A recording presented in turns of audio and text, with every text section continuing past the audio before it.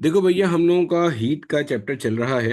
अच्छा, ये चैप्टर आप अगर आप किताब से पढ़ना चाह रहे हो तो आपको कहाँ पे मिलेगा, मैं ये भी आपको गाइड कर देता हूँ। देखो भैया, अगर आप सिंध बोर्ड के स्टूडेंट हो तो सिंध की जो नई किताब आई है ना, उसमें जो पहले 3 चैप्टर हैं वो हम पढ़ रहे हैं एक तरह से मिलाकर, ठीक है। जो पहला चैप्टर है मॉलिक्यूलर थ्योरी ऑफ गैसेस के नाम से है। मैं देख भी लूँ, मेरे पास यहाँ किताब अवेलेबल है, बिल्कुल। मॉलिक्यूलर थ्योरी ऑफ गैसेस के नाम से है पहला चैप्टर जो है आपका। और दूसरा चैप्टर है फर्स्ट लॉ ऑफ थर्मोडायनेमिक्स, और तीसरा चैप्टर है सेकंड लॉ ऑफ थर्मोडायनेमिक्स, तो उसमें मिलेगा। अगर आप सिंध के अलावा पंजाब से हो, बलूचिस्तान से हो, केपीके से हो, फेडरल से हो, तो आप सबके लिए स्टैंडर्ड है क्या, जो आपकी क्लास 11 की किताब है ना, उसका जो आखिरी चैप्टर है, चैप्टर 11 होगा गालिबन, वो आपके पास बेसिकली हीट एंड थर्मोडायनेमिक्स का चैप्टर है, ठीक है। उसी में ये सारे कंटेंट आता है जो मैं आपको पढ़ा रहा हूँ। चलो, हम लोगों ने लास्ट क्लास के अंदर जहां पे अपनी बात खत्म की थी वहीं से स्टार्ट करते हैं। मैं रिवाइज भी कर देता हूँ। हमने ये बात की थी कि मान लीजिए हमारे पास ये एक कोई कंटेनर है, ठीक है। ये लेट से एक कंटेनर है। इस कंटेनर के अंदर मान लो हमारे पास कुछ गैस के मॉलिक्यूल्स मौजूद हैं। अच्छा, जब तक आपको कुछ कहा ना जाए, इसका मतलब ये सारी की सारी गैस कौन सी है, आइडियल गैस है, ठीक है। आइडियल गैस कौन सी होती है, जो हर टेम्परेचर हर कंडीशन पे गैस लॉज को ओबे करती है, पता है हमें ये बात। अब यहाँ पे जाहिर है कोई ना कोई टेम्परेचर होगा। तो जब इसका टेम्परेचर होगा तो टेम्परेचर की वजह से इसका मतलब यहाँ पे गैस के मॉलिक्यूल्स के पास क्या मौजूद है भैया, इंटरनल एनर्जी भी मौजूद है। ये बात भी हमें समझ में आती है। और जब इंटरनल एनर्जी मौजूद है तो इसका मतलब इस गैस के मॉलिक्यूल्स के पास क्या होगी, काइनेटिक एनर्जी होगी। और काइनेटिक एनर्जी के होने का क्या मतलब है कि ये जो गैस के मॉलिक्यूल्स हैं ये बेसिकली क्या कर रहे हैं, मूवमेंट करते फिर रहे हैं। एक मिनट दो जरा।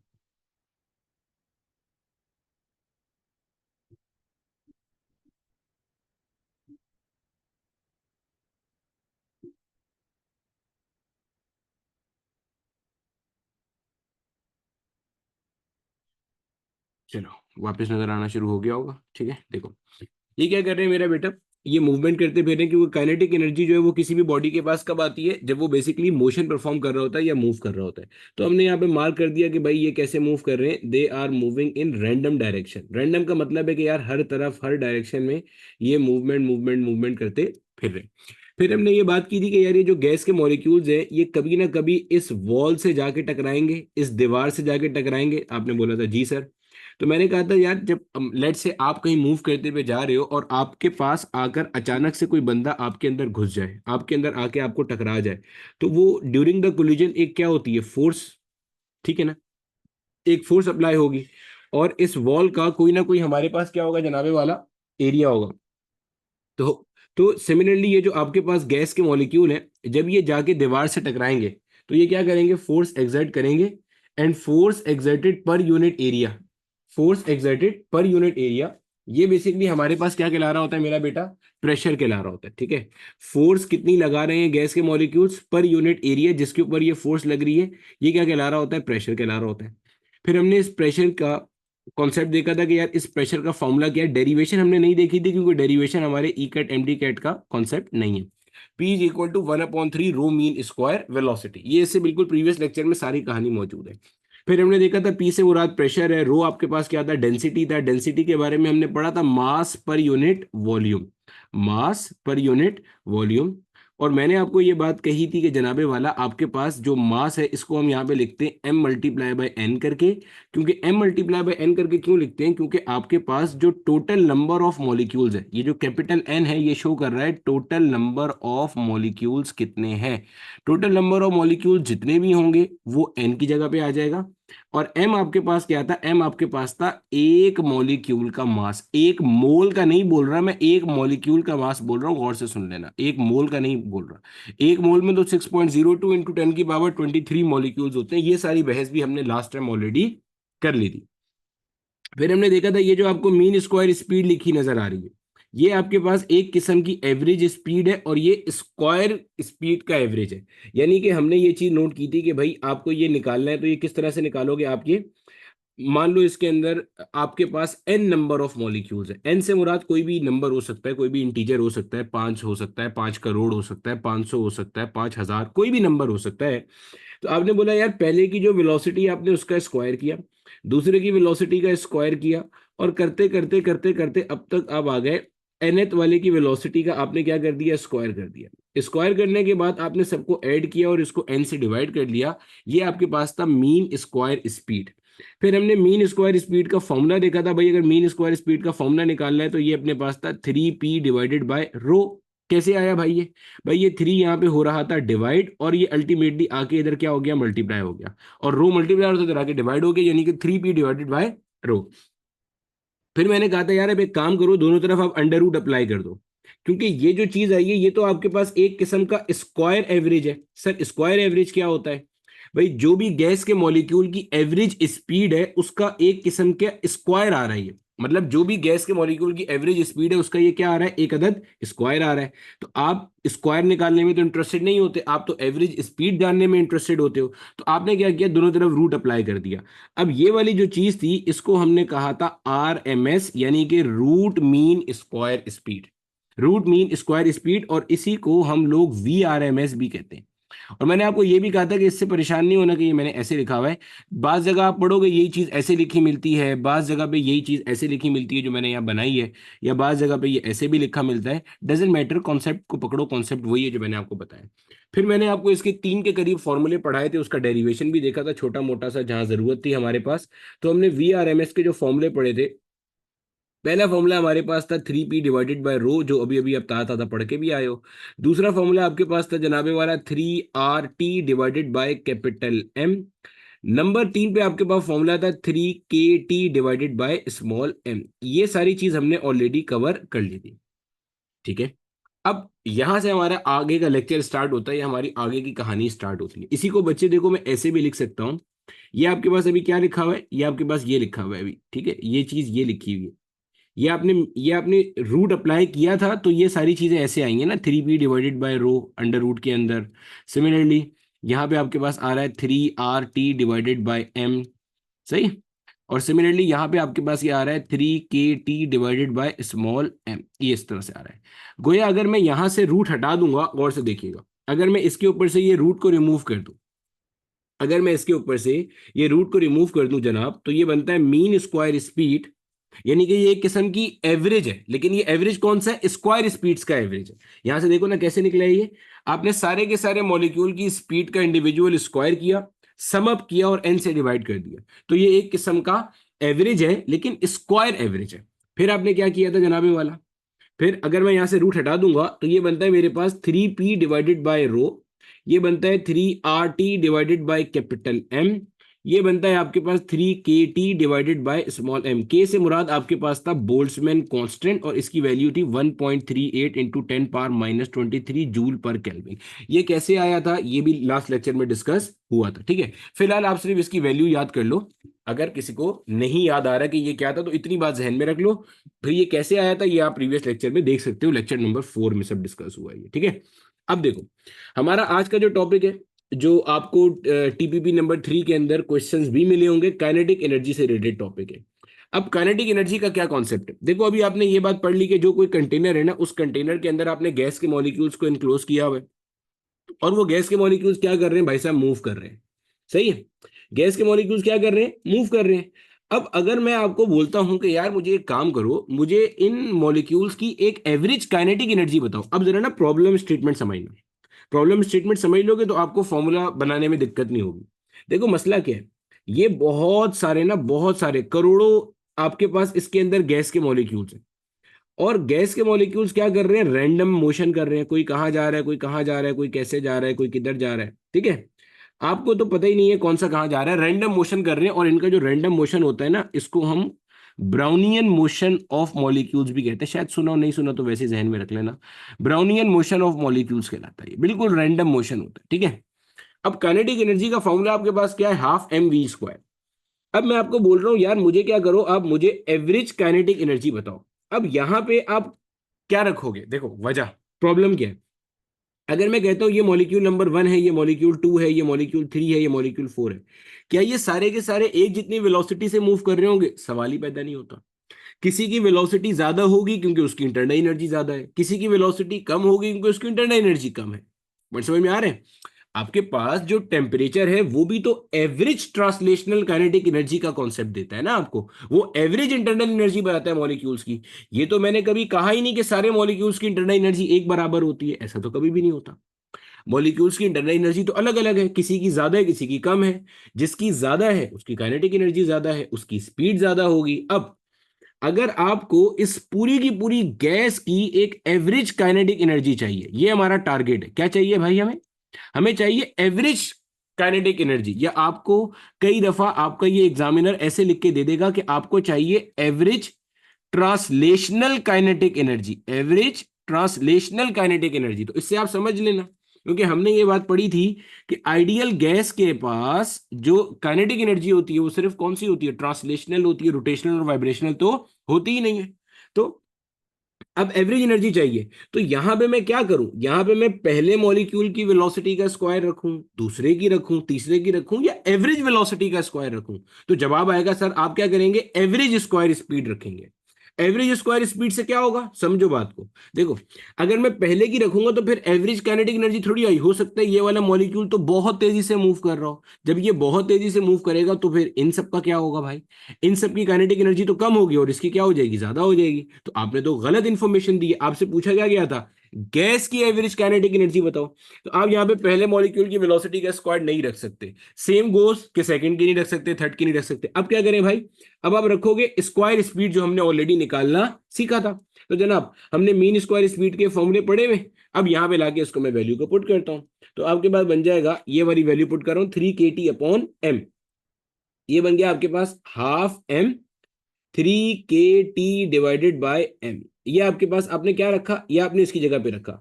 अब बच्चे के जहन में ये सवाल आता है कि सर आपने ये वाली वैल्यू क्यों रखी? तो मैंने इसका बिल्कुल मुफस्सल जवाब दिया है, फिर रिपीट कर रहा हूं। हमारा ऑब्जेक्टिव क्या है? ऑब्जेक्टिव है average kinetic energy of the gas को मालूम करना।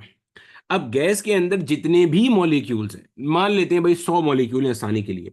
अब 100 के 100 मॉलिक्यूल ना अलग अलग रफ्तार से मूव कर रहे हैं, क्योंकि इंटरनल एनर्जी का कंटेंट अलग अलग है भाई। किसी का स्पीड ज्यादा है, किसी का स्पीड कम है। अभी जिसका स्पीड ज्यादा है अगर उसकी वेलोसिटी रख दी तो काइनेटिक एनर्जी एवरेज से ज्यादा आ जाएगी। जिसका कम है उसकी रख दी तो काइनेटिक एनर्जी एवरेज से कम आ जाएगी। तो आपको एक एवरेज वैल्यू चाहिए। तो इसमें भाई देखो, मास तो सबका एक ही बराबर होगा ना। सर मास क्यों एक बराबर होगा? मास भी तो अलग हो सकता है। अरे भाई, मिसाल के तौर पे अगर इसके अंदर मान लो मैंने कार्बन डाइऑक्साइड गैस भरी हुई है, मिसाल दे रहा हूं। अबे तो कार्बन डाइऑक्साइड का जो एक मॉलिक्यूल है उसका मास तो चेंज नहीं हो सकता ना मेरे भाई। कार्बन डाइऑक्साइड के एक मॉलिक्यूल का मास तो अपने उतना ही रहेगा ना, क्योंकि उसकी कंपोजिशन में वही एक कार्बन और वही दो ऑक्सीजन चिपके हुए हैं साथ में। ठीक है, मास चेंज नहीं होगा, स्पीड चेंज होगी इंटरनल एनर्जी की वजह से। तो मैंने यहाँ पे क्या किया? मैंने यहाँ पे मीन स्क्वायर स्पीड गैस की रखी, जो हमने ऑलरेडी ऊपर कैलकुलेट कर ली थी, 3 kT/m। m से m मर गया, यहां से आपके पास आ गई काइनेटिक एनर्जी 3/2 kT। अब ये जो आपने काइनेटिक एनर्जी निकाली है ना, ये कहलाती है गैस के पर मॉलिक्यूल की काइनेटिक एनर्जी। आपने कहा कि गैस के अंदर जितने भी मॉलिक्यूल्स हैं, हर एक मॉलिक्यूल की काइनेटिक एनर्जी ये होगी, पर मॉलिक्यूल की काइनेटिक एनर्जी। तो आपको एग्जामिनर कभी भी बोले यार एवरेज ट्रांसलेशनल काइनेटिक एनर्जी पर मॉलिक्यूल कैलकुलेट कर दो, एवरेज ट्रांसलेशनल काइनेटिक एनर्जी पर मॉलिक्यूल निकाल दो, या average kinetic energy of the gas निकाल दो, तो हम इस तरह से कैलकुलेट करते हैं 3/2 kT। के आपके पास क्या है भाई साहब? बोल्ट्जमैन कांस्टेंट है, वैल्यू मैंने ऊपर बता दी। और टी आपके पास क्या है? टी आपके पास है एब्सोल्यूट टेम्परेचर। एब्सोल्यूट टेम्परेचर क्या होता है सर? एब्सोल्यूट टेम्परेचर को मेरा बेटा हम कहते हैं टेम्परेचर इन केल्विन। सही, वो टेम्परेचर जो किस में एक्सप्रेस हुआ है? केल्विन में।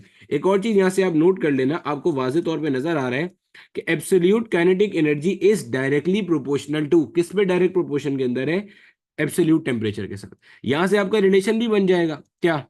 K1/K2 will be equal to T1/T2। Sir ये कैसे आया? ये रिलेशन भी हमें समझ में नहीं आया, सिखा दे फिर से। देखो, अगर प्रोपोर्शनैलिटी हटाएंगे एक अदद कांस्टेंट आएगा, सही है। और वैसे तो आपको पता ही है, अभी जब मैं प्रोपोर्शनैलिटी हटाऊंगा तो कौन सा कांस्टेंट आएगा? 3/2 k आएगा। उसकी जरूरत नहीं है फिलहाल लगाने की, मैं यहाँ पे एज ए कांस्टेंट ही लिख देता हूँ, ठीक है। और ये आ गया टेम्परेचर, ऐसे ही। अब मान लो मेरे पास दो डिफरेंट टेम्परेचर है, एक टेम्परेचर है T1, एक टेम्परेचर है T2। T1 कम है, मान लो T2 ज्यादा है। तो गोया जब मैं टेम्परेचर बढ़ाऊंगा, ये रिलेशन आपको क्या बता रहा है? ये रिलेशन जो आपके सामने लिखा हुआ है, ये क्या बता रहा है? ये बता रहा है ये कि भाई जब तुम टेम्परेचर बढ़ाओगे तो काइनेटिक एनर्जी गैस की बढ़ जाएगी। तो इसका मतलब अगर टेम्परेचर T1 है तो उसमें काइनेटिक एनर्जी मान लो कुछ हो गई K1, और C से मुराद यहाँ कांस्टेंट है। जब टेम्परेचर बढ़ा के आपने T2 किया तो मान ले भाई एनर्जी हो गई आपके पास K2, और कांस्टेंट तो वही रहा, कांस्टेंट थोड़ी चेंज हो रहा है। अब अगर मैं इन दोनों इक्वेशन को, मान लो इसे कहा इक्वेशन 1, इसे कहा इक्वेशन 2, अगर मैं इन दोनों इक्वेशन को डिवाइड करता हूं तो भाई साहब यही रिलेशन आ जाएगा उठ के, ठीक है। अच्छा, पिछले दिनों एक और बहस मैंने एक ग्रुप पे चलती हुई देखी थी, भाई साहब ये करेक्ट कर लो। देखो भैया, K1 divided by K2 is equal to T1 divided by T2। भाई साहब ये जो चीजें हैं ना, ये आपस में क्रॉस मल्टीप्लाई हो जाती हैं। यानी कि अब अगर आप कोई टॉपिकल प्रैक्टिस प्रॉब्लम का मेरा सॉल्यूशन देख रहे हो और मैंने यही चीज ऐसे लिख दी ना, K1 divided by T1 is equal to K2 divided by T2, तो भाई इससे कोई फर्क नहीं पड़ता। ये वाले सवाल तब आपके जहन में आते हैं जब आपको बहुत दफा ये बात कही जाए कि बेटा ग्रुप के ऊपर ना 2 लेक्चर शेयर किए गए हैं, बेसिक मैथ्स 01 और बेसिक मैथ्स 02 के नाम से। अगर आप वो लेक्चर नहीं देखते और अपना जो है ना वो दिमाग लगाते रहते हो कैलकुलेटर की जगह पे, तो अल्टीमेटली आपको ये वाले मसले फेस करने पड़ते हैं, ठीक है। वो बेसिकली बहस यूं चल रही थी, वो इत्तेफाक से मैंने ग्रुप चैट देखी तो मुझे अंदाजा हुआ कि वो बॉयल्स लॉ की इक्वेशन पे बहस चल रही थी, P1 V1 is equal to P2 V2। अब बोल रहे थे सर ने क्लास के अंदर जो है ना वो तो ये सिखाया था P1 divided by P2 is equal to V2 divided by V1, लेकिन टीपीपी के अंदर सर ने जो सोल्यूशन करके दे दिया है, वो सर ने तो जुल्म कर दिया। सोल्यूशन में सर ने क्या कर दिया, सर ने सोल्यूशन के अंदर कुछ इस तरह का हिसाब कर दिया उठा के, P1 divided by V2 is equal to P2 divided by V1। भाई इसमें इसमें कोई फर्क ही नहीं है। ये आपके पास बेसिकली ये क्रॉस मल्टीप्लाई हो रहे हैं। अच्छा, ये लाजमी नहीं इसी को क्रॉस करो भाई, इसको भी क्रॉस कर सकते हो, जिसको ये डॉटेड से दिखा रहा हूं इनको भी क्रॉस कर सकते हो भाई, जिसको तुम्हारा दिल करे क्रॉस मल्टीप्लाई कर दो। बेसिक मैथ 01, बेसिक मैथ 02, कोशिश करो कि आपको अभी टाइम मिलता जा रहा है कवर कर लो। इसके बाद हमने अगर इलेक्ट्रोस्टैटिक्स शुरू किया तो अल्टीमेटली आपको परेशानी होना शुरू हो जाएगी बहुत ज्यादा। तो वो सारे यूनिवर्सिटी के बच्चे जहां पे कैलकुलेटर अलाउ नहीं है, कोशिश करो कि आप बेसिक मैथ 01 02 बिल्कुल क्लियर करके चलो, ताकि और साथ साथ जो मैं आपको सिखाता जा रहा हूं वो आप क्लियर करते चलो और इसकी प्रैक्टिस करते रहो, आपको कोई परेशानी नहीं होगी, ठीक है। तो ये हमारे पास थे जनाब एवरेज काइनेटिक एनर्जी का फॉर्मूला। अब जल्दी से इसके एक दो सवाल करके देख लेते हैं, फिर आगे चलते हैं। मान लो अगर मैं आपसे कहता हूं कि भाई average translational kinetic energy of the gas molecule मालूम करो, और मैं आपको कहता हूं कि जनाबे वाला टेम्परेचर जो है ना वो है 27 डिग्री सेल्सियस, तो आप ये काम किस तरह से करेंगे। आप बोलोगे सर हमें पता है एवरेज ट्रांसलेशनल काइनेटिक एनर्जी पर मॉलिक्यूल का फॉर्मूला आपके पास है 3/2 kT। अब मैं क्या करूंगा, मैं यहाँ पे टी की जगह पे रख दूंगा 27 डिग्री सेल्सियस, और यहीं पे आपका मसला हो जाएगा खराब, गलत हो जाएगा। क्यों, मैंने अभी आपको ऊपर बताया था जो टेम्परेचर है वो कौन सा आएगा भाई, एब्सोल्यूट टेम्परेचर आएगा। एब्सोल्यूट टेम्परेचर बोले तो केल्विन में।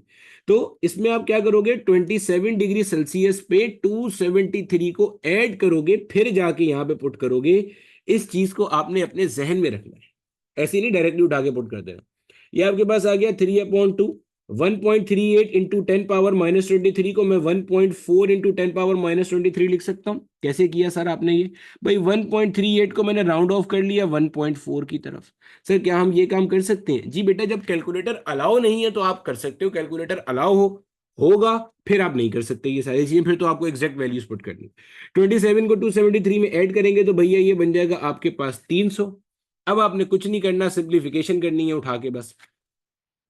ये हो गया आपका 2 1 जा, ये हो गया आपके पास 150।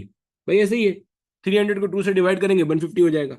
अभी आपको 3 नजर आ रहा है, इस 3 को उठा के आप मल्टीप्लाई कर दीजिए 150 से। ये बन गया आपके पास 450 into 1.4 into 10 raised to the power -23। अब क्या करें सर, अब मल्टीप्लाई कर देते हैं, किसको, इसको इससे, 450 को 1.4 से। अब देखो मैं एक और काम कर रहा हूं, क्या, मैं 450 को लिख रहा हूं 45 इंटू 10 करके, और इसको मल्टीप्लाई कर रहा हूं 1.4 इंटू 10 पावर -23 से। सर ऐसे क्यों लिखा आपने, ऐसे मैंने इसलिए लिखा कि मुझे नजर आ रहा था 1.4 के अंदर एक डेसिमल मौजूद है, मुझे इस डेसिमल को खत्म करना था। अब डेसिमल को खत्म करने का मतलब ये होता है कि 10 से मल्टीप्लाई कर दो या 100 से, मतलब जीरो वाले नंबर से मल्टीप्लाई कर दो। तो अब डेसिमल एक स्टेप आगे जाएगा क्योंकि यहाँ 10 से मल्टीप्लाई हो रही है ये चीज, ये क्या बन जाएगा 45 मल्टीप्लाई बाय 14 इंटू 10 पावर- का 23। अब ये मल्टीप्लीकेशन आपकी जिम्मेदारी, ये मल्टीप्लाई करो और इसका आंसर निकालो। साथ ही साथ मैं आपको एक और क्वेश्चन दे रहा हूं, जल्दी से मुझे उसका भी आंसर निकाल करके बता दो। मैं कहता हूं average translational kinetic energy of the gas निकालो, अगर अगर अगर अगर टेम्परेचर ऑफ द गैस आपको दिया हुआ है 327 डिग्री सेल्सियस और कैलकुलेटर का इस्तेमाल नहीं करेंगे। चलो जल्दी से बताओ। अब देखो भैया इसका आंसर आपके पास आ रहा है, किस तरह से आ रहा है।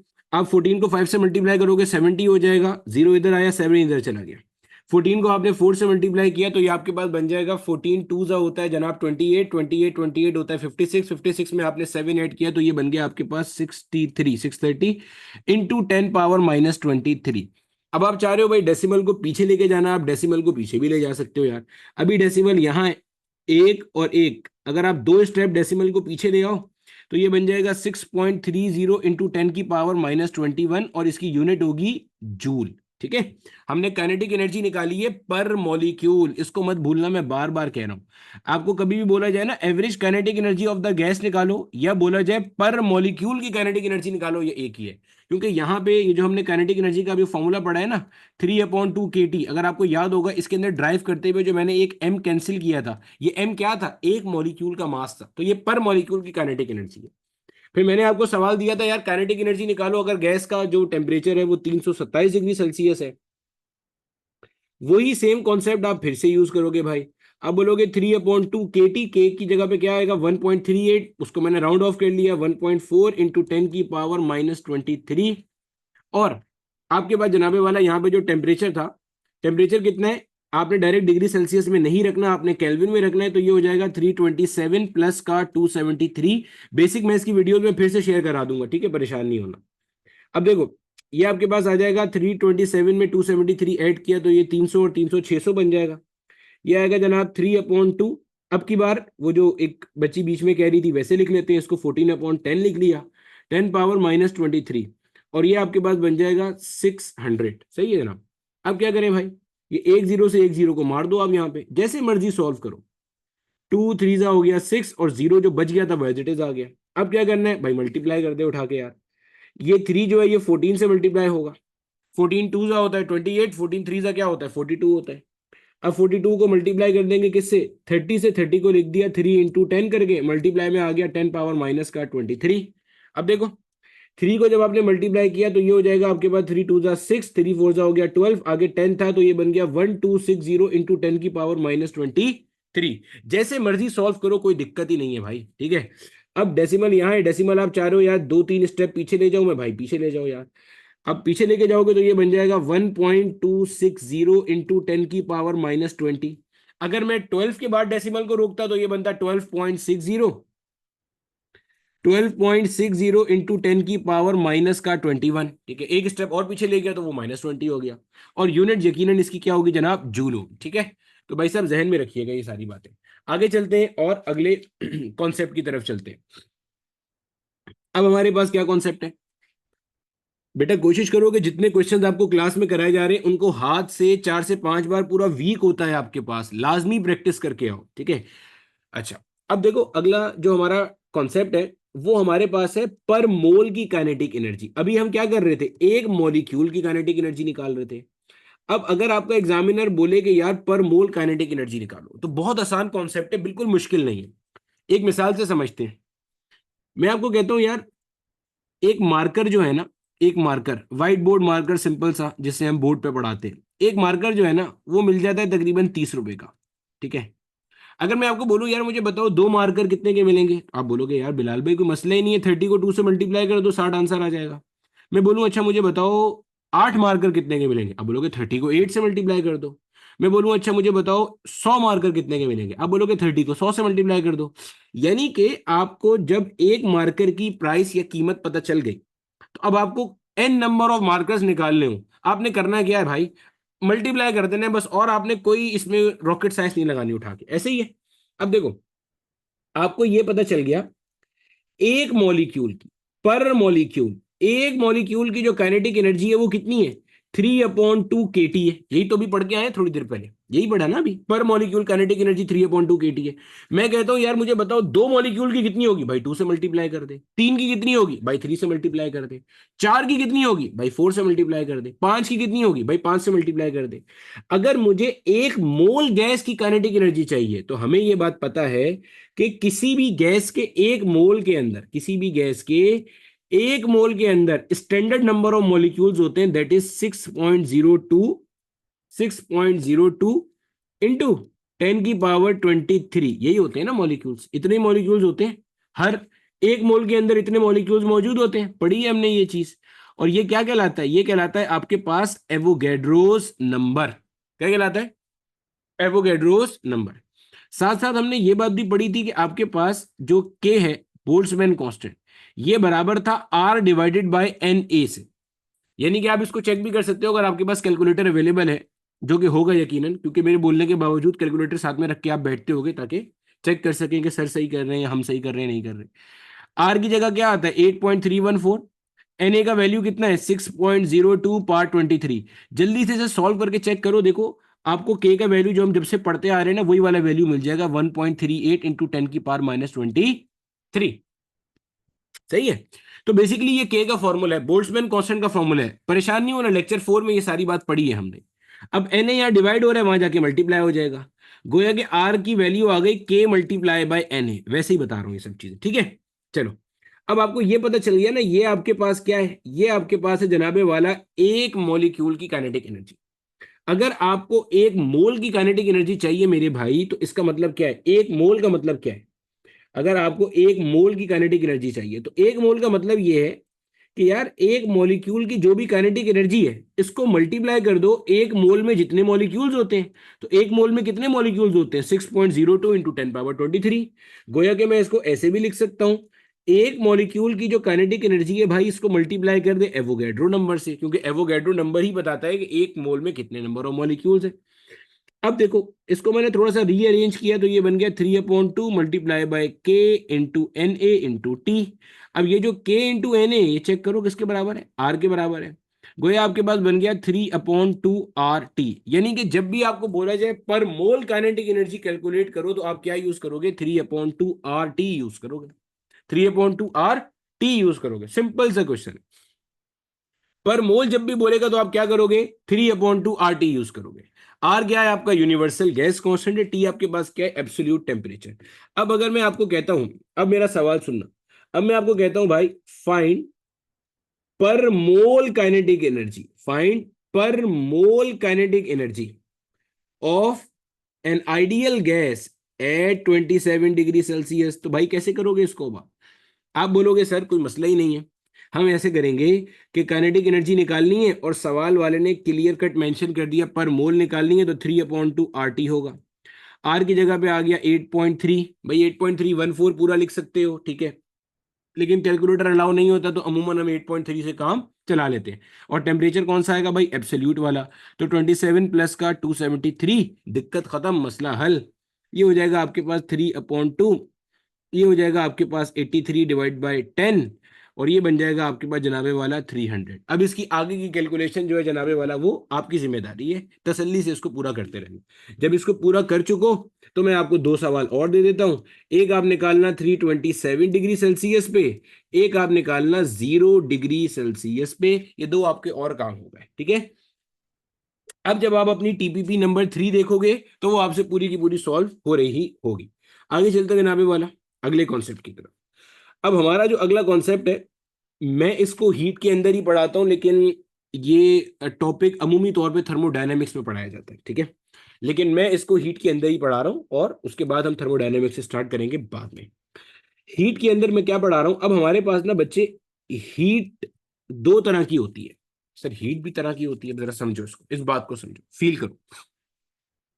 देखो भैया, जब कभी भी आप किसी बॉडी को हीट देते हो ना, तो 2 में से एक काम होता है, जहन में रखना। या तो उस बॉडी का टेम्परेचर बढ़ता है, एक काम। और टेम्परेचर बढ़ने का मतलब क्या है, इंटरनल एनर्जी बढ़ती है, क्योंकि इंटरनल एनर्जी की वजह से ही टेम्परेचर होता है, या temperature is the measurement of internal energy of the molecules, पता है हमें ये बात। दूसरा होता है स्टेट चेंज। और ये दोनों काम जो होते हैं ना मेरे भाई, ये और के साथ होते हैं। किसके साथ? और के साथ। सर और के साथ से क्या मुराद है? और जिसको उर्दू में आप या कहते हो, या पढ़ा होगा ना, या। तो जब कभी भी जहन में रखना, आप किसी बॉडी को हीट दोगे ना, या तो उसका टेम्परेचर बढ़ेगा, या क्या होगा, स्टेट चेंज होगा। इसका मतलब मैं ये कहना चाह रहा हूं कि अगर बॉडी का टेम्परेचर बढ़ रहा है, इसका मतलब उसका स्टेट चेंज नहीं हो सकता, उसका स्टेट जो है ना वो कांस्टेंट रहेगा। अच्छा, यहाँ कौन सी स्टेट की बात चल रही है? यहाँ स्टेट जो मैटर की स्टेट्स होती है, सॉलिड लिक्विड गैस, इनकी बात चल रही है। यानी कि अगर एक सॉलिड बॉडी है और उसका टेम्परेचर बढ़ रहा है, आपने थर्मामीटर लगाया हुआ है, आप देख रहे हो, आप हीट दे रहे हो, टेम्परेचर बढ़ रहा है, इसका मतलब वो सॉलिड का सॉलिड ही रहेगा। कोई लिक्विड बॉडी है, आप उसे हीट दे रहे हो, टेम्परेचर बढ़ रहा है, तो वो लिक्विड का लिक्विड ही होगा, उसका टेम्परेचर बढ़ रहा होगा। कोई गैस है, आप उसे हीट दे रहे हो, टेम्परेचर बढ़ रहा है, तो वो गैस का गैस ही होगा। और जब स्टेट चेंज होता है तब आपके पास टेम्परेचर क्या होता है? कांस्टेंट होता है। यानी कि साइमल्टेनियसली दोनों काम नहीं हो सकते। टेम्परेचर बढ़ेगा तो स्टेट कांस्टेंट रहेगा, स्टेट चेंज होगा तो टेम्परेचर कांस्टेंट रहेगा। सर इसकी कोई मिसाल दें? इसकी बड़ी अच्छी मिसाल हमारे घरों में जो दूध आता है उससे आप ले सकते हो। अमूमी तौर पे हमारे घरों में शाम में दूध वाला दूध देने के लिए आता है, ठीक है, चलो मेरे घर में ऐसा होता है, इसलिए मैं अपने घर की मिसाल दे देता हूँ। तो उसको हम क्या करते हैं, उसको हम लेके ना फ्रिज में या फ्रीजर में, जहाँ भी जगह होती है वहां रख देते हैं। अब अगर फ्रीजर में रख देते हैं तो शाम में जब पीना होता है तो उस वक्त तक ना वो बर्फ बन चुका होता है। अब उसको क्या करते हैं, उसको डीफ्रॉस्ट करने के लिए एक जो भी पतीला होता है, पैन होता है, उसमें डालते हैं, उसको चूल्हे पे रख देते हैं। अब आप जब आप उसमें आग जलाते हो तो आप नोट करो कि उसका जो वो आहिस्ता आहिस्ता घुलता जाता है, वो आहिस्ता आहिस्ता सॉलिड से लिक्विड में कन्वर्ट होता है, लेकिन बॉईल नहीं करता। क्यों? उसका टेम्परेचर ही नहीं बढ़ रहा होता। आप उसको वो घुलता जा रहा होगा, आप उसके ऊपर कभी हाथ लगा के देखना, आपको अभी भी ठंडक महसूस होगी, हालांकि नीचे इतनी ज्यादा आग जल रही है। वजह क्या हो रही है? वजह ये हो रही है कि अभी दूध का जो है ना वो स्टेट चेंज हो रहा है। वो सॉलिड स्टेट से किस में आ रहा है? लिक्विड स्टेट में आ रहा है। तो जब तक सॉलिड से लिक्विड में आ रहा है तब तक जितनी हीट एनर्जी आप दे रहे हो, that is being utilize to change the state. वो वहां पे जा ही नहीं रहा टेम्परेचर बढ़ाने के उसमें, या इंटरनल एनर्जी बढ़ाने के उसमें। जब एक बार पूरा का पूरा वो दूध लिक्विड में कन्वर्ट हो जाता है, अब उसको थोड़ा सा टाइम लगता है, टेम्परेचर बढ़ता है और वो बिल्कुल वेपर वाली स्टेट में आने की तरफ होता है, बॉयल की तरफ चला जाता है उठ के। ये बताने का मकसद है, इसको आप देख सकते हो, नोट भी कर सकते हो। अब होता क्या है, इसी के अंदर हमारे पास ना एक और कॉन्सेप्ट होता है जिसको हम कहते हैं हीटिंग कर्व का, या उसको कूलिंग कर्व का। मैं वो भी आपके सामने ले आऊं। आप में से अक्सर लोगों ने ये वाला कर्व जो मैं आपके सामने लेकर आ रहा हूं, ये आपने पढ़ा होगा अपनी, जिसे कहना चाहिए मैट्रिक क्लास के अंदर। आप में से जितने लोगों ने ओ लेवल्स किया है उन्होंने भी लाजमी पढ़ा होगा, जितने लोग फेडरल से करके आए हैं अपना मैट्रिक वगैरह, ठीक है, उन्होंने भी लाजमी पढ़ा होगा। मेरा ख्याल है सिंध की अब नई किताब में भी शायद शामिल है, अगर मैं गलत नहीं हूं तो। ये देखो, इसमें देखो यही बात इन्होंने एक्सप्लेन करी है जो मैं भी आपको थोड़ी देर पहले कहानी समझा रहा था। इसी चीज को देख लो जरा।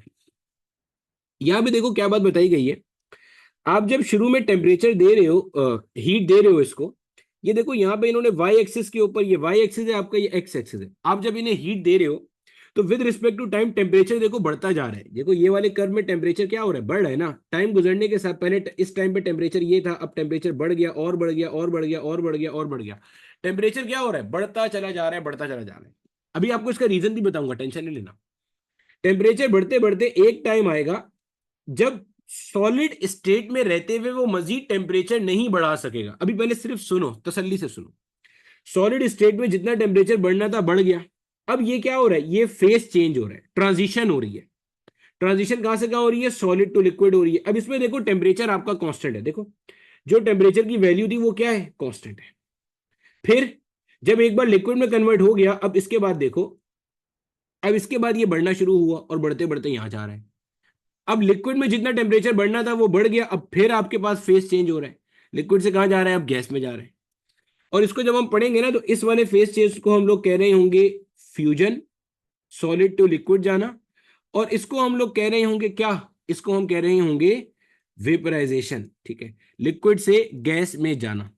सब्लिमेशन का कॉन्सेप्ट आपके कोर्स में शामिल नहीं है, वरना वो भी पढ़ाते हैं आपको डिटेल से।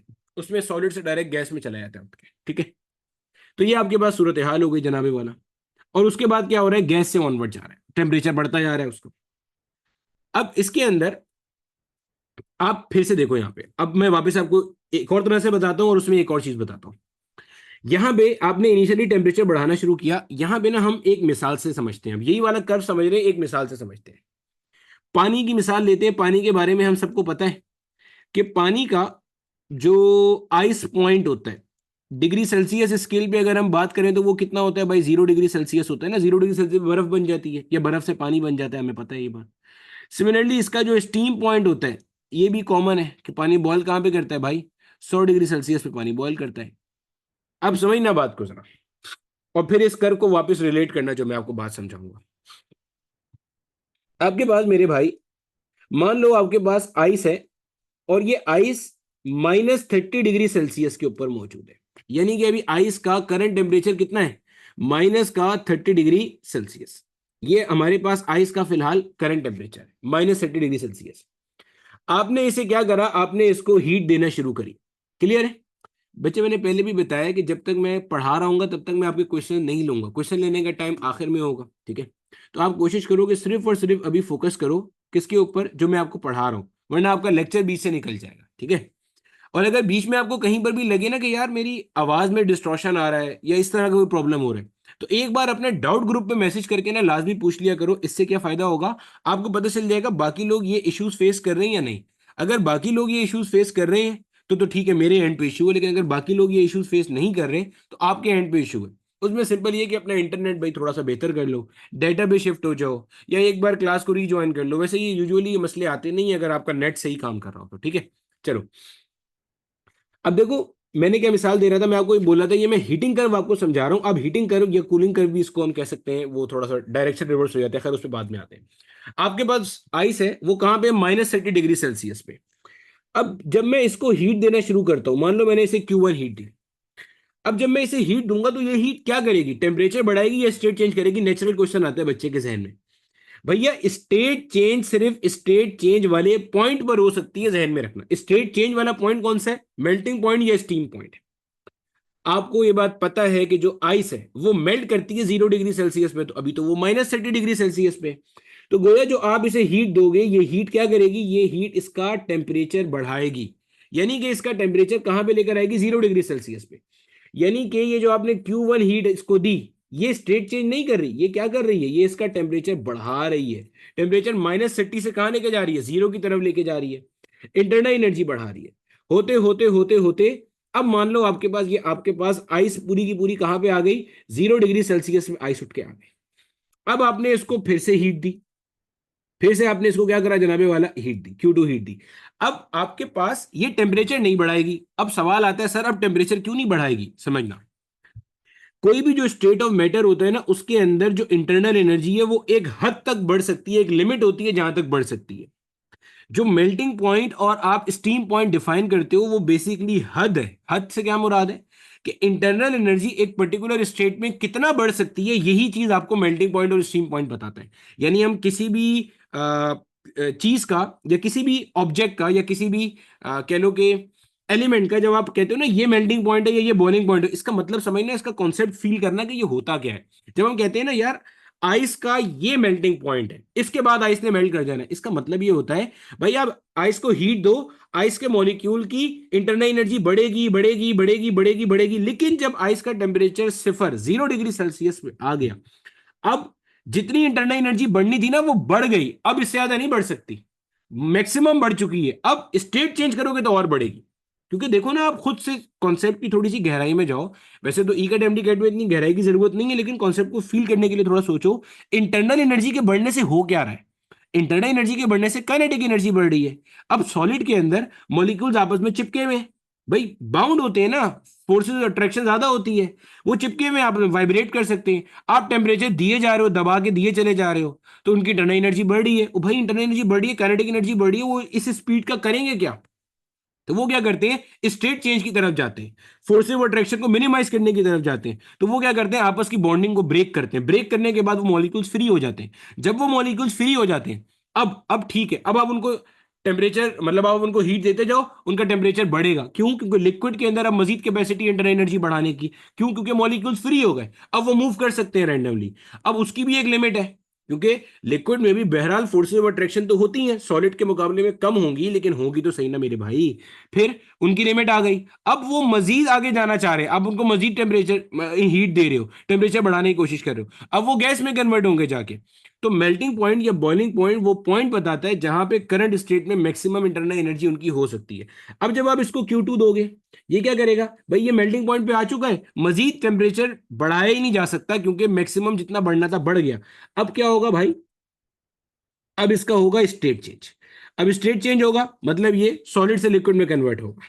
कन्वर्ट हो गया, आपके पास क्या बनेगा, अब सुनना गौर से, बहुत सारी जगह पे आप देखोगे ये चीज। अब आपका वाटर होगा और ये वाटर 0 डिग्री सेल्सियस पे होगा। क्यों सर, ओ भाई स्टेट चेंज के वक्त टेम्परेचर चेंज नहीं होता, तो सॉलिड से लिक्विड में ट्रांजिशन हुई है, वो जो ऊपर फेस ट्रांजिशन आपको उसने दिखाया हुआ है। अब आपने मजीद इसको हीट दी, मान लो अब की बार आपने हीट दी Q3। अब पानी है, पानी का तो आप अब बढ़ा सकते हो, कहां तक बढ़ा सकते हो, 0 डिग्री 100 डिग्री सेल्सियस तक बढ़ा सकते हो।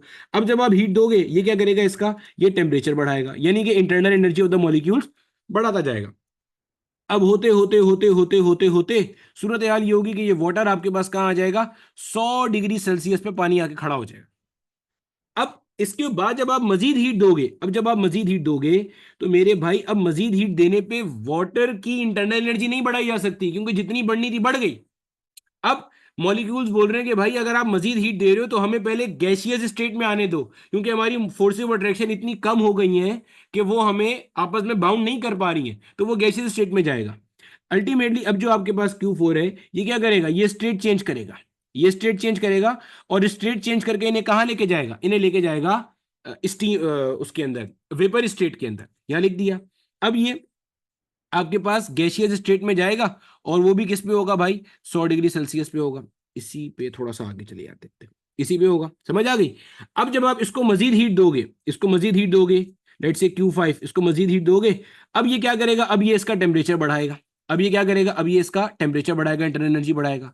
सर अब जब बढ़ाएंगे तो अब इसकी क्या लिमिट है, अब इसकी कोई लिमिट नहीं है, अब इसकी कोई लिमिट नहीं है। अब ये जिस चीज में कन्वर्ट होती चली जाती है ना, ये कहलाती है सुपर हीटेड स्टीम।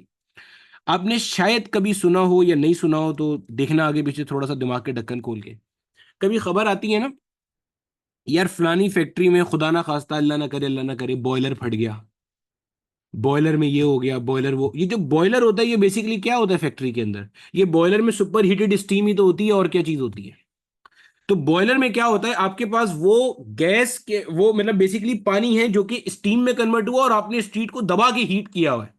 तो ये जो सुपर हीटेड स्टीम होती है, इसका टेम्परेचर बहुत ज्यादा होता है, क्योंकि इसका तो टेम्परेचर बढ़ता चला जाएगा जितना आप उसे हीट करोगे।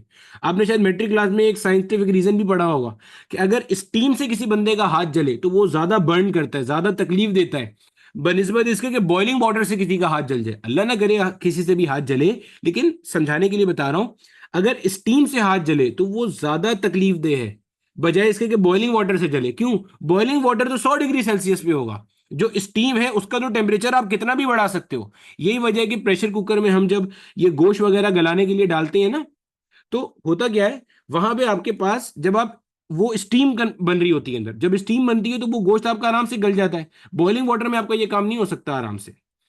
अब देखो, अब यहां पे वापस मैं आपको यही चीज दिखा रहा हूं, गौर से देख लो। अब ये आपके पास जो आपके सामने आपका कर्व नजर आ रहा है, देखो ये जो कर्व है ना आपका, अब ये देखो गौर से देखो इस कर्व को, ये वही चीज है, हीट दी टेम्परेचर बढ़ा, जितना बढ़ना था बढ़ गया, अब सॉलिड से लिक्विड हुआ, फिर टेम्परेचर बढ़ा, अब लिक्विड से गैस हुआ, फिर टेम्परेचर बढ़ा, अब ये गैस से आगे सुपर हीटेड स्टीम की तरफ जा रहा है, जिसकी कोई इंतहा आगे नहीं है आपके पास। ठीक हो गया, अब यहां पे समझो जरा आगे की बात को, एक मिनट दो।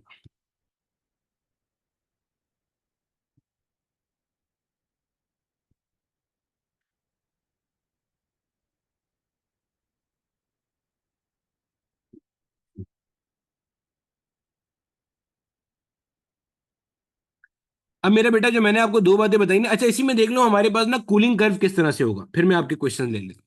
इसी में देख लो भैया कूलिंग कर्व किस तरह से होगा, वो भी देख लीजिए। कूलिंग कर बस आप रिवर्स आ रहे होगे उठ के, रिवर्स आने का मतलब क्या, अब टेम्परेचर कम हो रहा है, जब टेम्परेचर कम होगा, भाई टेम्परेचर कम हुआ जितना कम हो सकता था, फिर वो गैस से लिक्विड में जाएगा, फिर इधर आएगा, फिर लिक्विड से सॉलिड में जाएगा, फिर सॉलिड का टेम्परेचर आप जितना मर्जी कम करते चले जाओ, कोई मसला नहीं है आपके पास। ठीक है, अब देखो भैया, मैंने आपको जो ये बातें बताई ना, अब इसका फायदा क्या है, अब इसका फायदा ये है कि हमने 4 से 5 डेफिनेशन पढ़ ली, आपको पता भी नहीं चला। मैंने आपको बताया कि हीट देने पे दो काम होते हैं, तो टेम्परेचर बढ़ता है या क्या होता है, स्टेट चेंज होती है, ठीक है। वो हीट जो मेरे भाई टेम्परेचर बढ़ाएगी, वो हीट जो टेम्परेचर बढ़ाए, इंटरनल एनर्जी बढ़ाए एट कांस्टेंट स्टेट, इसको हम कहते हैं हीट कैपेसिटी। क्या नाम देते हैं भाई, इसे नाम देते हैं हीट कैपेसिटी का। वो हीट जो स्टेट चेंज करे एट कांस्टेंट टेम्परेचर, वो हीट जो स्टेट चेंज करे एट कांस्टेंट टेम्परेचर, इसको हम कहते हैं लेटेंट हीट। लेटेंट हीट क्या है, amount of heat required to change the state at constant temperature. वो हीट जो टेम्परेचर बढ़ाए, इंटरनल एनर्जी बढ़ाए, उसे क्या कहते हैं अपन लोग, उसे कहते हैं हीट कैपेसिटी। हीट कैपेसिटी का डेफिनेशन क्या बना, amount of heat required to raise the temperature. लिख ले यहां पे, हीट कैपेसिटी का डेफिनेशन क्या बन गया, अमाउंट ऑफ हीट, क्यू से मुराद है यहां पे heat, amount of heat required to raise the temperature, raise the temperature of a body, किसी भी बॉडी का temperature, raise the temperature of a body, body हो सकती है, लिक्विड कोई भी चीज हो सकती है, ठीक है। Raise the temperature of a body by 1 degree Celsius और 1 केल्विन। अब ये बात आपको समझ में आनी चाहिए कि 1 डिग्री सेल्सियस टेम्परेचर बढ़े या 1 केल्विन टेम्परेचर बढ़े, बात एक ही है, क्योंकि नंबर ऑफ डिविजन कैसे होते हैं भैया, एक बराबर होते हैं, हमें ये बात पता है। तो amount of heat required to raise the temperature of a body by 1 degree Celsius और 1 केल्विन, इसको हम लोग कहते हैं हीट कैपेसिटी। तो Q is equal to C delta T, इसमें C आपके पास हीट कैपेसिटी है। अगर इसकी यूनिट बोला जाए तो C is equal to Q divided by delta T. Q आपके पास है जूल, डेल्टा टी आपके पास है केल्विन, तो जूल पर केल्विन। सेम यही यूनिट बोल्ट्जमैन कांस्टेंट की भी होती है, 1.38 इंटू 10⁻⁻23 जूल पर केल्विन। माजी में एक बार क्वेश्चन पूछा गया है कि हीट कैपेसिटी का यूनिट और किस कांस्टेंट के यूनिट के बराबर होते हैं, तो ये उसका आंसर था। यहां तक मुझे बता दो सब क्लियर है, तो मैं आगे स्पेसिफिक हीट कैपेसिटी और मोलर स्पेसिफिक हीट कैपेसिटी की तरफ जाऊं। देखो भैया, ये जितने बच्चों का मसला है ना कि हम इंटर के साथ ना ये चीजें कैसे मैनेज करें, देखो भाई सबसे पहले तो आप ना बुनियादी दो तीन चीजें समझ लो। पहली चीज, आप अपनी खुशी से किसी इंजीनियरिंग कॉलेज में या किसी मेडिकल कॉलेज में जाना चाह रहे हो, किसी ने आपके ऊपर कोई बंदूक तो नहीं तानी हुई, किसी ने कहा तो नहीं, किसी गन पॉइंट पे कहा हो कि यार तुमने इंजीनियरिंग कॉलेज में जाना है वरना गोली मार दूंगा, ठीक है। अगर किसी ने ऐसा कहा हुआ है तो फिर वो कोशिश करे कि वो वाले मसले को देखे, इसको छोड़ दे, ठीक है। अगर सब अपनी खुशी से जाना चाह रहे हैं ना, तो अब देखो फिर रास्ता बन जाएगा, ठीक है।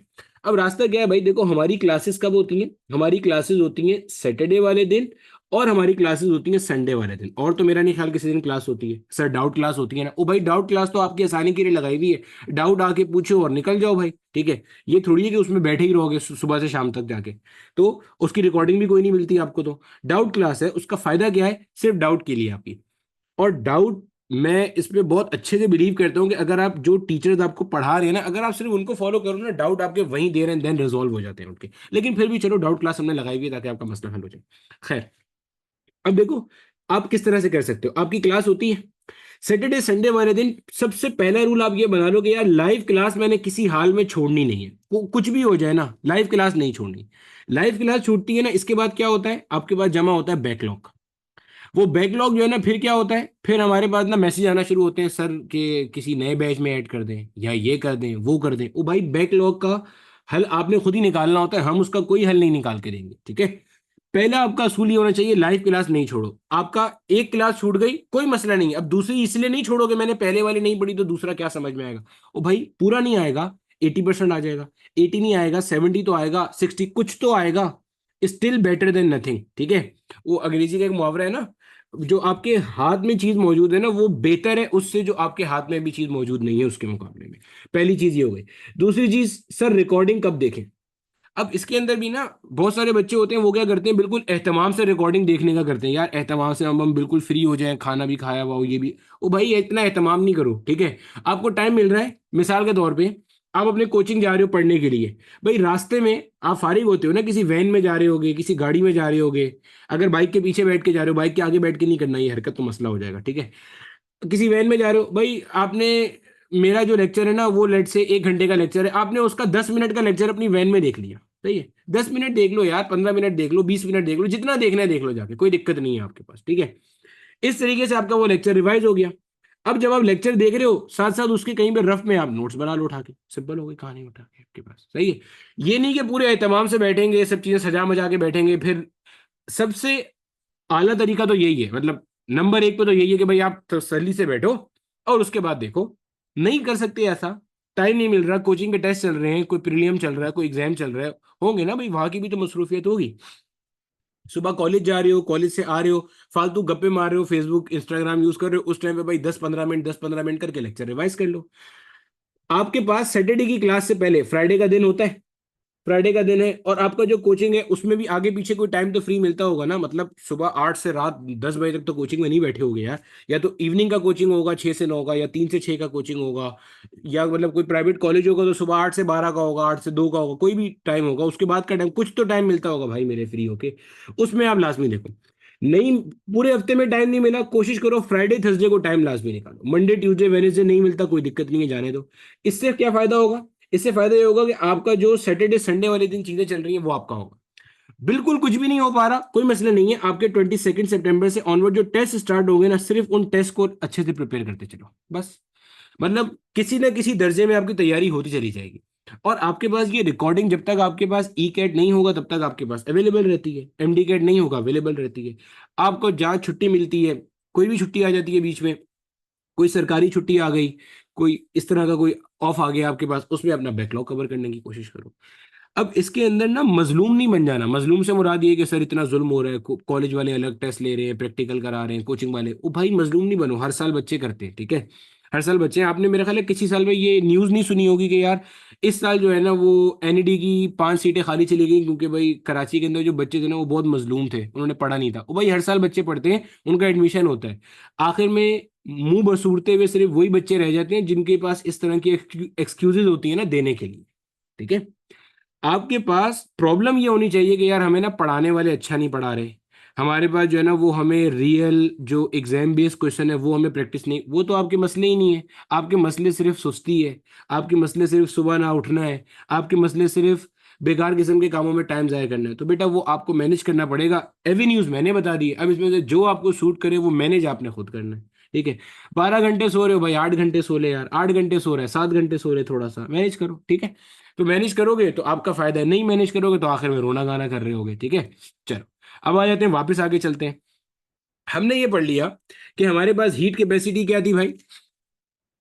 हीट कैपेसिटी हमारे पास थी amount of heat required to raise the temperature by 1 degree Celsius या 1 केल्विन, ये हमने पढ़ लिया। हीट कैपेसिटी हमारे पास अलग अलग हो गई, ठीक है। इसका हमने फॉर्मूला भी पढ़ लिया, Q is equal to C delta T, ये हमारे पास आ गया इसका फॉर्मूला।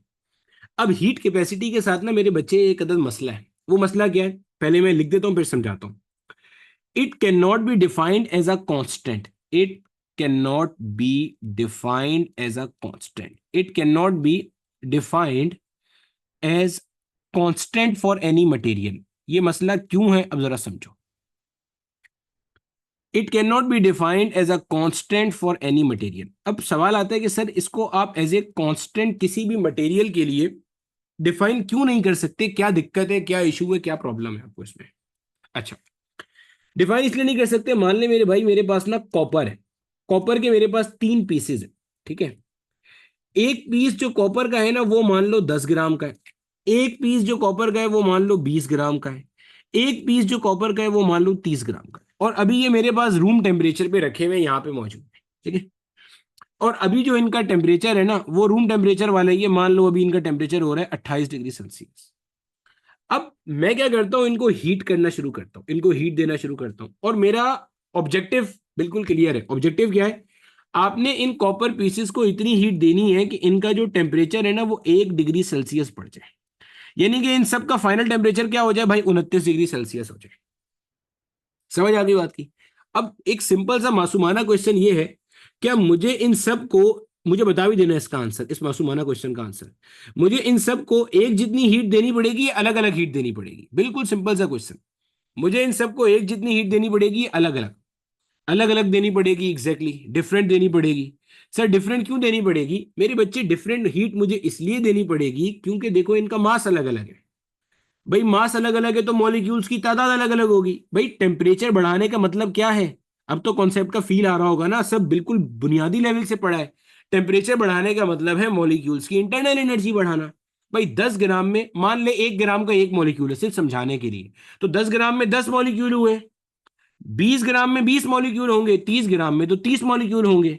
तो अल्टीमेटली जब मेरे भाई सबके पास मॉलिक्यूल्स ही अलग अलग है, सबके पास मॉलिक्यूल्स अलग अलग हैं, तो मुझे सबको हीट अलग अलग देनी पड़ेगी। अभी 30 ग्राम वाले की हीट कुछ और होगी, उसकी और होगी। तो मुझे ये नजर आ रहा है सी ऑफ 10 ग्राम अलग होगा, सी ऑफ 20 ग्राम यानी कि हीट कैपेसिटी 20 की अलग होगी, और हीट कैपेसिटी 30 ग्राम की अलग अलग होगी। अब मुझे एक बात बताओ, आपके पास ये तीन आंसर आ गए।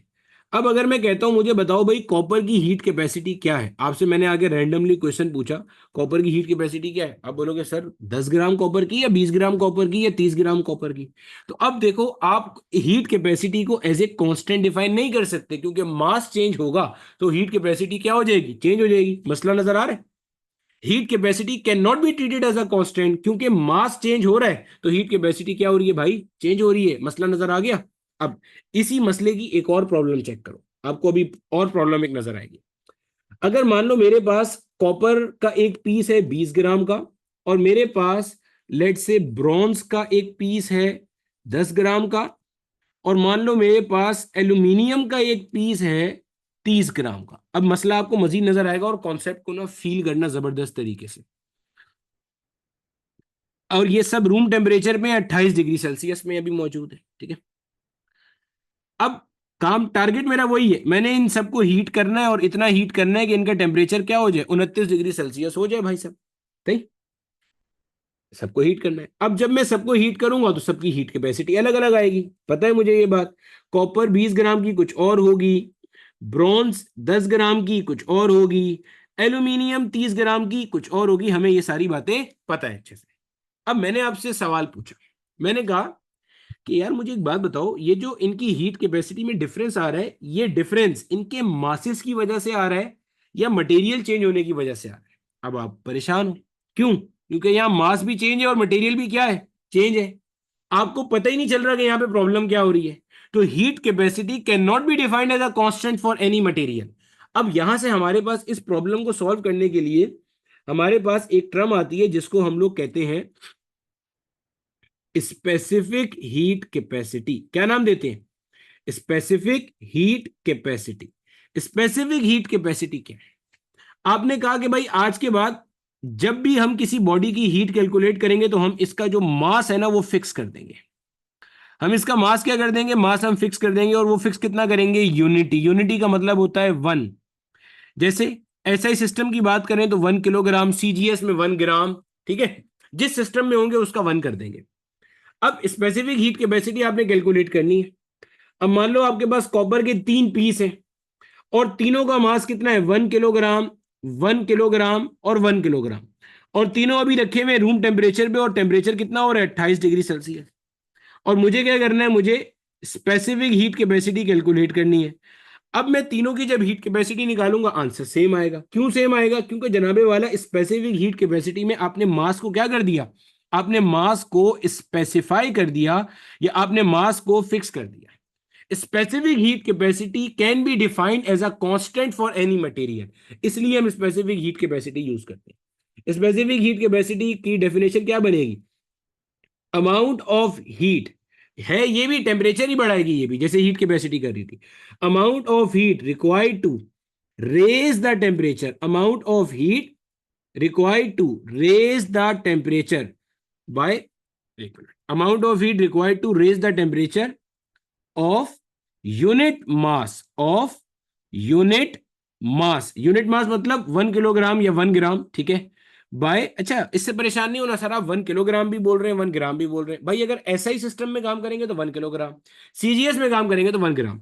Amount of heat required to raise the temperature of unit mass by 1 degree Celsius और 1 केल्विन। तो इसको हम कहते हैं क्या, स्पेसिफिक हीट कैपेसिटी। और इसका फॉर्मूला क्या है, Q is equal to M C delta T.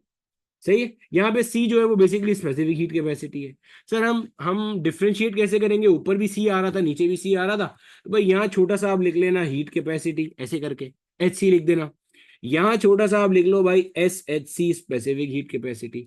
अब स्पेसिफिक हीट कैपेसिटी की अगर वैल्यू निकालनी हो तो क्या बनेगी, Q upon M delta T. Unit क्या बन जाएगी, joule per kilogram per kelvin, joule per kilogram per kelvin. ठीक हो गया, ये हो गई वैल्यू।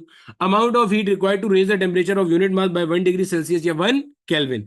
तो जहन में रखिएगा ये जो स्पेसिफिक हीट कैपेसिटी होती है ये आपके पास, इसको हम एज ए कांस्टेंट डिफाइन करते हैं। जब आप किताब देखोगे तो किताब में डिफरेंट मटेरियल की स्पेसिफिक हीट कैपेसिटी की वैल्यू मेंशन है, आपने याद उसमें से कोई भी नहीं करनी, बस ये बता रहा था कि ये as a constant for any material define की जाती है। और इससे आपको क्या पता चलता है, इससे आपको पता चलता है किसी भी मटेरियल की नेचर। सर इससे किसी भी मटेरियल की नेचर कैसे पता चलती है, इसका भी आंसर सुन लो भाई। ऐसे पता चलती है, देखो ये है क्या, डेफिनेशन पढ़ो। Amount of heat required to raise the temperature of unit mass by 1 degree Celsius या 1 केल्विन। मैं आपको कहता हूं मेरे पास एल्यूमिनियम 1 किलोग्राम मौजूद है और मेरे पास कॉपर 1 किलोग्राम मौजूद है। आपने, और इसका भी टेम्परेचर 28 डिग्री सेल्सियस है, इसका भी टेम्परेचर 28 डिग्री सेल्सियस है। आपने दोनों को क्या किया, हीट किया। कितना हीट किया कि इनका टेम्परेचर 1 डिग्री सेल्सियस बढ़ जाए, यानी कि 28 से बढ़ के कितना आ जाए, 29 पे आ जाए। अब आपको नजर आ रहा है मिसाल के तौर पे कि आपके पास इसको हीट कम चाहिए और कॉपर को हीट कैसी चाहिए, ज्यादा चाहिए। तो मैं बोलूंगा यार एल्यूमिनियम जो है, एल्यूमिनियम जो है इसकी स्पेसिफिक हीट कैपेसिटी कम है, कि इसको कम हीट चाहिए होती है 1 डिग्री सेल्सियस टेम्परेचर बढ़ाने के लिए, और कॉपर को ज्यादा चाहिए होती है। यही वजह है हमारे घरों में जितने भी बर्तन होते हैं वो एल्यूमिनियम के होते हैं, कुकिंग यूटेंसिल्स एल्यूमिनियम के बनाए जाते हैं। क्यों? क्योंकि उनकी स्पेसिफिक हीट कैपेसिटी कम होती है। आप क्या चाहते हो, जब आप खाने का बर्तन चूल्हे पे रखो तो खाने का बर्तन गर्म होता रहे या हीट आपके खाने तक पहुंच जाए? आप तो चाहोगे ना हीट आपके खाने तक पहुंच जाए ताकि खाना कुक हो जाए। तो अच्छा कुकिंग यूटेंसिल कौन सा होगा, जिसकी स्पेसिफिक हीट कैपेसिटी कम होगी, यानी कि जो अपना टेम्परेचर कम हीट पे बढ़ा देगा। तो एल्यूमिनियम की स्पेसिफिक हीट कैपेसिटी कम होती है, वो कम हीट लेगा और अपना टेम्परेचर 1 डिग्री सेल्सियस क्या होगा, बढ़ा देगा फौरन से। तो ये आपके पास स्पेसिफिक हीट कैपेसिटी का फॉर्मूला था। सिमिलरली अब कुछ चीजें आपके पास ऐसी होती हैं जैसे गैसेस होती हैं जिसमें आप मास को स्पेसिफाई नहीं कर सकते। गैसेस के अंदर आप क्या करते हो, आप मोल्स कैलकुलेट करते हो। आप क्या कैलकुलेट करते हो, मोल्स कैलकुलेट करते हो। तो स्पेसिफिक हीट कैपेसिटी की तरह की एक और टर्म आपके पास होती है जिसको आप कहते हो मोलर हीट कैपेसिटी। क्या नाम देते हैं, मोलर हीट कैपेसिटी। अब मोलर हीट कैपेसिटी को हम डिफाइन कैसे करेंगे, मोलर हीट कैपेसिटी को डिफाइन करेंगे amount of heat required to raise the temperature. बिल्कुल स्पेसिफिक हीट कैपेसिटी वाली डेफिनेशन है।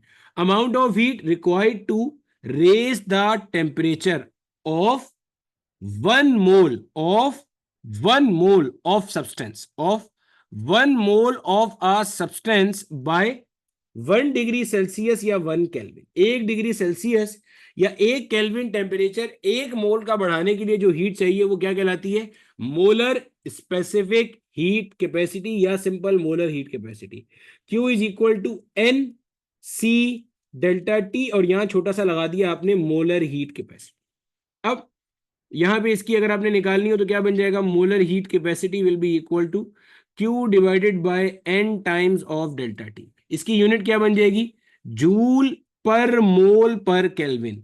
जो यूनिट मोलर हीट कैपेसिटी की होती है वही same unit universal gas constant R की भी होती है, जूल पर मोल पर केल्विन। ये सब चीजें आपके नोट्स में होनी चाहिए। तो हमने क्या सीखा भाई, हीट कैपेसिटी क्या थी, जो टेम्परेचर बढ़ाती थी। स्पेसिफिक हीट कैपेसिटी जो 1 किलोग्राम मास का टेम्परेचर बढ़ा दे, और मोलर जो आपके पास 1 मोल का टेम्परेचर बढ़ाए। फिर मैंने आपको लेटेंट हीट का कॉन्सेप्ट दिया था।